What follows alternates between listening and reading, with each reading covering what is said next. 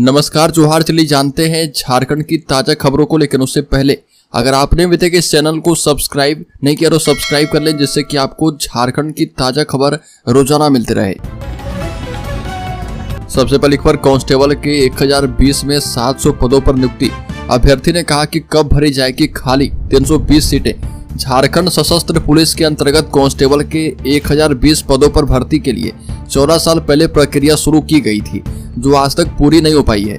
इसमें 700 पदों पर नियुक्ति हुई है। उस नियुक्ति परीक्षा में शामिल अभ्यर्थी शेष 320 पदों को भरे जाने का लंबे समय से इंतजार कर रहे। महेंद्र कुमार राम नाम के अभ्यर्थी को 1 दशक पहले सूचना अधिकार के तहत दी गई जानकारी में बताया गया था कि सेकेंड लिस्ट शीघ्र प्रकाशित की जाएगी, लेकिन आज तक सेकेंड लिस्ट नहीं आई है और इससे इस नियुक्ति प्रक्रिया में शामिल अभ्यर्थी में आक्रोश है। अभ्यर्थी जल्दी सेकेंड लिस्ट जारी करने की मांग कर रहे हैं। अगली खबर, आरोपियों की जमानत पर 2 जुलाई को सुनवाई। संजीव की बेल पर 15 को हियरिंग। नीट पेपर लीक के 4 आरोपियों की जमानत पर पटना के सीजेएम कोर्ट में सुनवाई की गई है। कोर्ट ने जांच एजेंसी से ऑर्डर पेपर मांगा है। मामले की अगली सुनवाई 2 जुलाई को होगी। वहीं मामले के मास्टरमाइंड संजीव मुखिया के अग्रिम बेल पर 15 जुलाई को सुनवाई की जाएगी और इसके पहले यह सुनवाई 21 जून को हुई थी। इस दिन कोर्ट ने केस डायरी पेश करने का आदेश देते हुए सुनवाई का डेट 25 जून दिया था। वहीं पटना एसएसपी राजीव मिश्रा पटना में सीबीआई ऑफिस पहुंचे, जहां पर सीबीआई के अधिकारी के साथ मामले को लेकर मीटिंग की गई है। अगली खबर, मुख्यमंत्री के आदेश के बाद जिले में म्यूटेशन के मामले के निपटारे में तेजी आई। बता दें कि खूंटी में राज्य के मुख्यमंत्री चंपई सोरेन ने म्यूटेशन से संबंधित मामले को गंभीरता पूर्वक लिया है।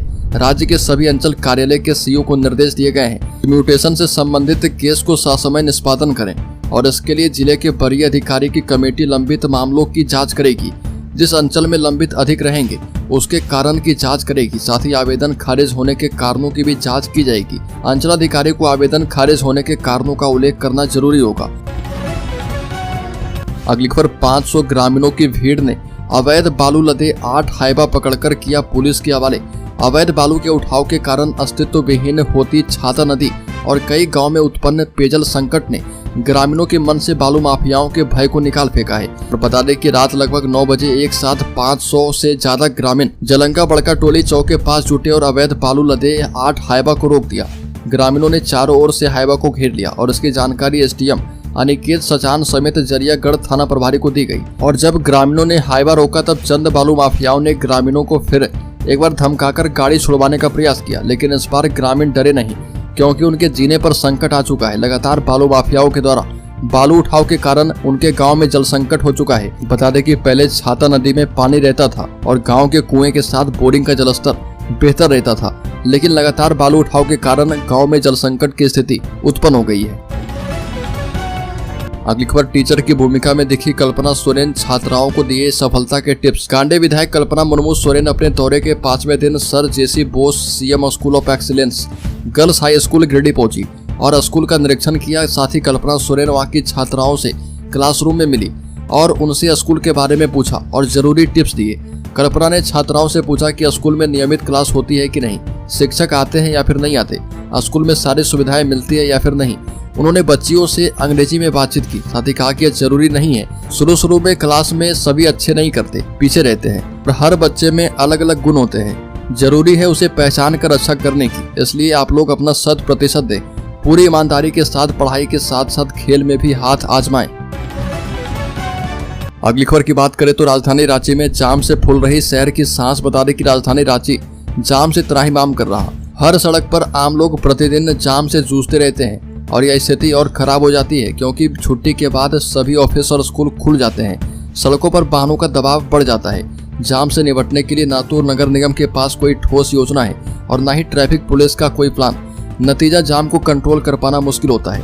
झारखंड हाईकोर्ट शहर की ट्रैफिक व्यवस्था पर कई बार सख्त टिप्पणी भी कर चुका है। अगली खबर की बात करें तो आदिवासी समाज आज भी दूध, घी, दही, पौष्टिक आहार से दूर है।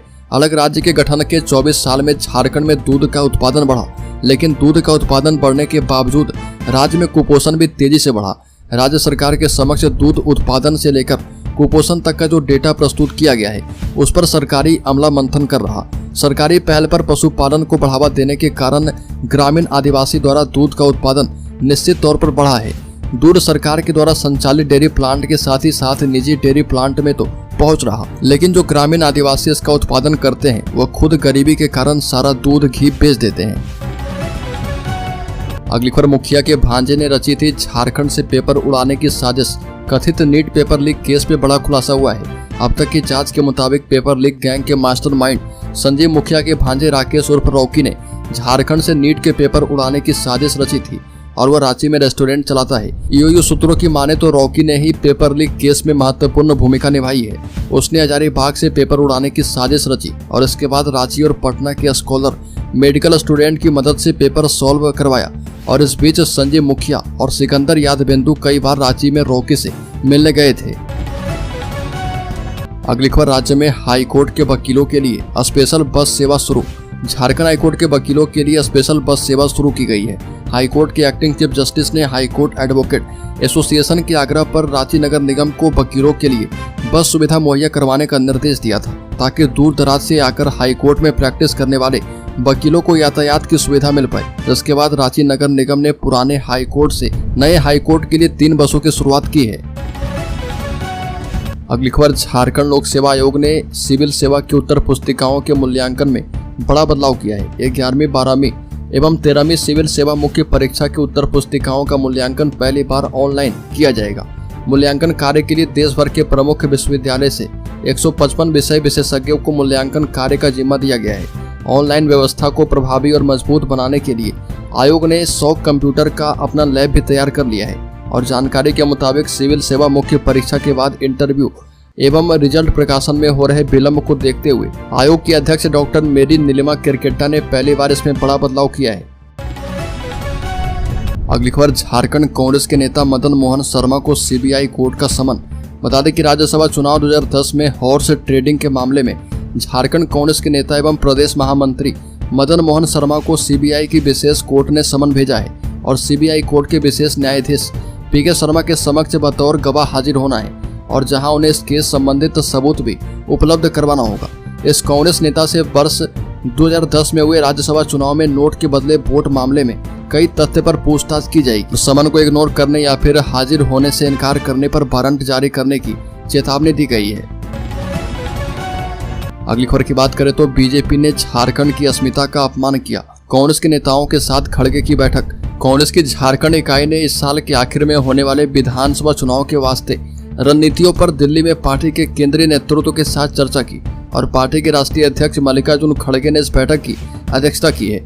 और इस बैठक में वरिष्ठ पार्टी नेता राहुल गांधी, महासचिव केसी वेणुगोपाल और प्रदेश प्रभारी गुलाम अहमद मीर समेत कई नेता शामिल हुए। खड़गे ने बैठक के बाद सोशल मीडिया प्लेटफॉर्म पर लिखा कि कांग्रेस पार्टी झारखंड के जल, जंगल, जमीन और जनजातीय समाज समेत सभी वर्गों के अधिकारों के प्रति पूर्णतः समर्पित है।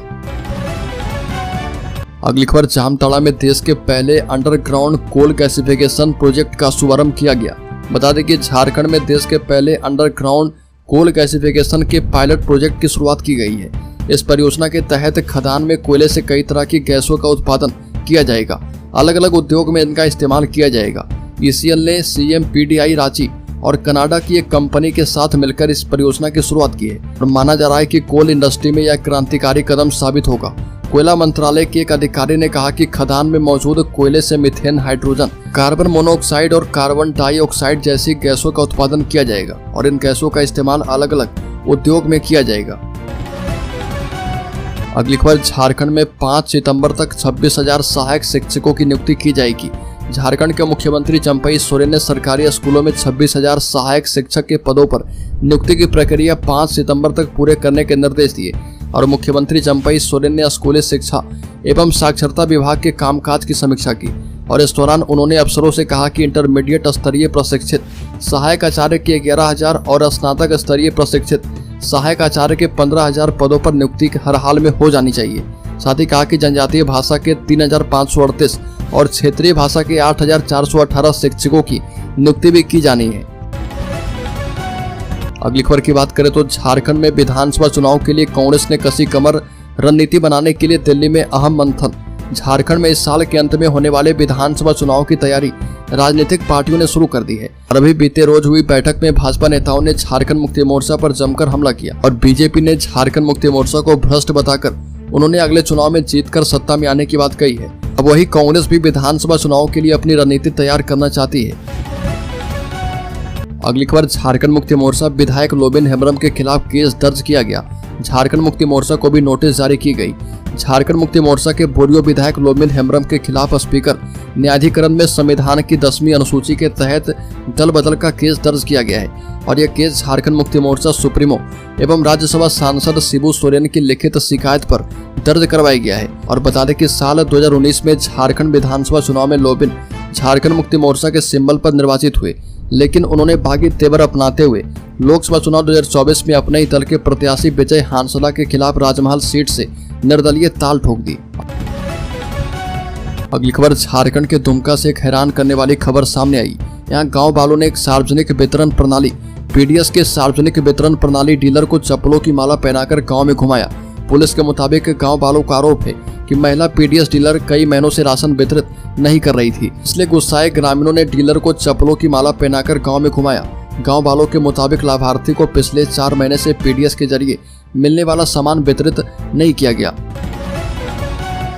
अगली खबर, राज्य में भाजपा 20 से अधिक सीटों पर जल्द करेगी विधानसभा प्रत्याशी की घोषणा। झारखंड विधानसभा चुनाव 2024 के लिए भाजपा 20 से अधिक सीटों पर जल्द ही प्रत्याशी की घोषणा कर सकती है।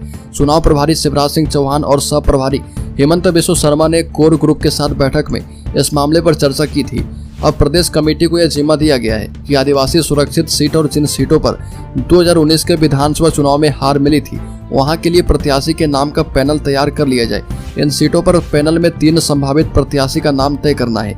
केंद्रीय नेतृत्व और भाजपा संसदीय बोर्ड अंतिम नाम पर मुहर लगाएगा।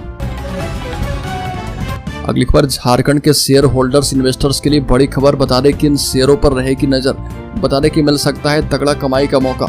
एक कारोबारी दिन पहले घरेलू मार्केट में काफी उठापटक रही और देश की सबसे बड़ी कार कंपनी मारुति सुजुकी को गुजरात की जीएसटी अथॉरिटी से कारण बताओ नोटिस मिला है। बता दें कि कॉर्पोरेट हलचल के चलते शेयर में हलचल भी दिख सकती है और इसमें आपको Happiest Minds, Craftsman Automation, Borosil, Swan Energy और सेल्विस शेयर में लगातार तेजी देखने को मिल रही है। ये जितने भी नाम बताए गए इन सभी शेयर पर निवेशक नजर रख सकते हैं और इससे तगड़ा कमाई का मौका मिलने वाला है।